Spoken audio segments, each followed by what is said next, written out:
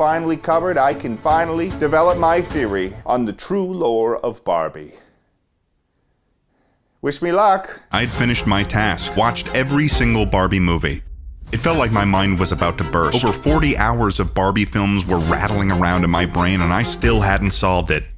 What was Barbie's secret? How was she so proficient at so many skills? Achieving so much, traveling so much of the world, and doing it all before she could legally drink a beer? It just didn't add up. It didn't make sense. An accomplished actress, director, horse rider, coder, philanthropist, performer, influencer, gymnast, trained spy, who's rich, famous, and completely morally sound? In a world of magic, fairies, space travel, and absolute monarchies? And what's worse is that it all comes back to Kelly. Where did she go? Is she alive? Is she dead? Did she ever exist at all? There were so many strings to the Roberts family wrapped around the globe.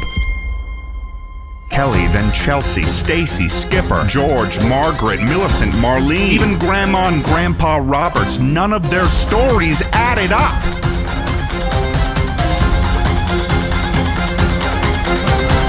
Until they did. I've seen many theories online as to what Barbie might be in the lore of the BCU. I've seen talk that she's immortal, that she's a vampire, but none of these things quite clicked with me. Except for one, and you're gonna need to let me explain this. Barbie is a genetically modified clone that operates within a larger decentralized hive mind to achieve a goal across thousands, potentially millions of years. And I know what you think, please let me explain.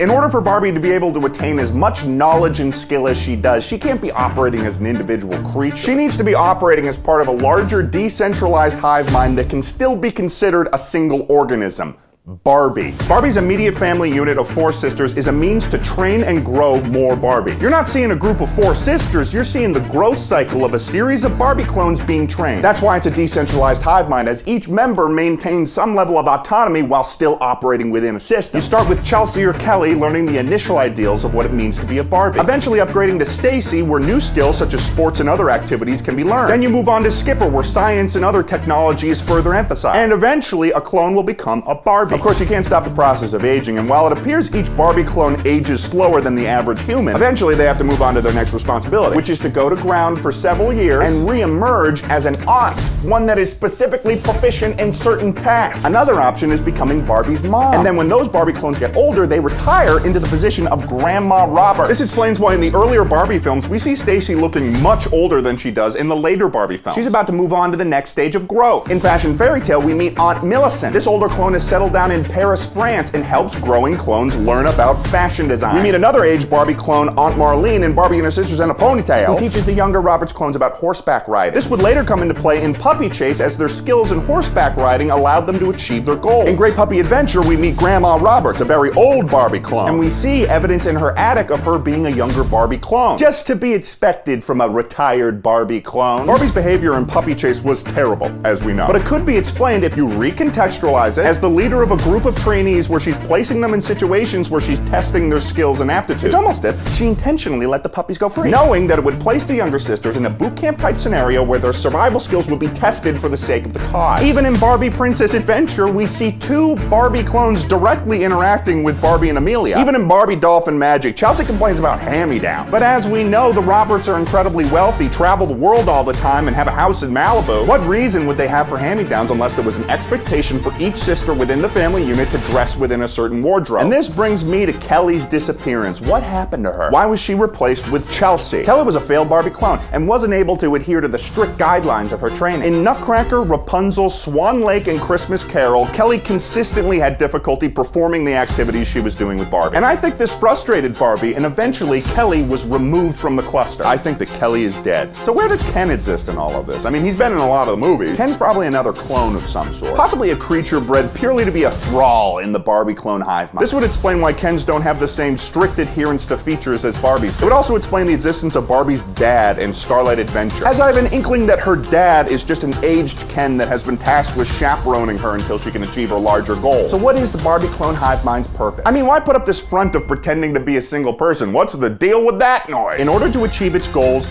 Barbie needs capital. And she does so by maintaining a picture-perfect movie persona in order to fund the wealth that can be then invested back into the the hive mind. And in order to do that, they need to fly under the radar of the larger human population. You think that Barbie was being an idiot by donating those hundreds of millions of dollars worth of gold back to the town of Willows, Wisconsin? Really? Of course she'd do that! The hive mind owns that fucking town! That was probably a stash the hive mind buried there years ago before it had a solid alibi for its wealth! The hive mind's purpose appears to be becoming proficient at skills and promoting its morals and lifestyle. As Barbie continues on its journey, it gains more and more knowledge and information, getting it closer to, you guessed it, enlightenment. That's what the morals serve as, a means to teach her clones more about achieving its view of perfection. And this is why the final Barbie movie, in the true continuity of its lore, is Barbie's Starlight Adventure. This is a world where humanity has expanded into the stars. And yet Barbie has remained. And while this Barbie has very little knowledge about her previous clones or hive mind not knowing her mother, we can see the evidence of potentially thousands of years of knowledge the hive mind has collected. Because she can use the Force! And at the end of the movie, she travels to the center of the universe to complete the task the hive mind had set out long ago to complete, to reignite the universe in Barbie's own image, becoming a cosmic princess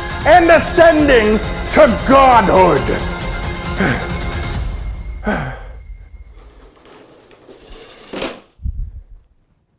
Oh. Okay, so there you have it. You're welcome, by the way. The true lore of Barbie.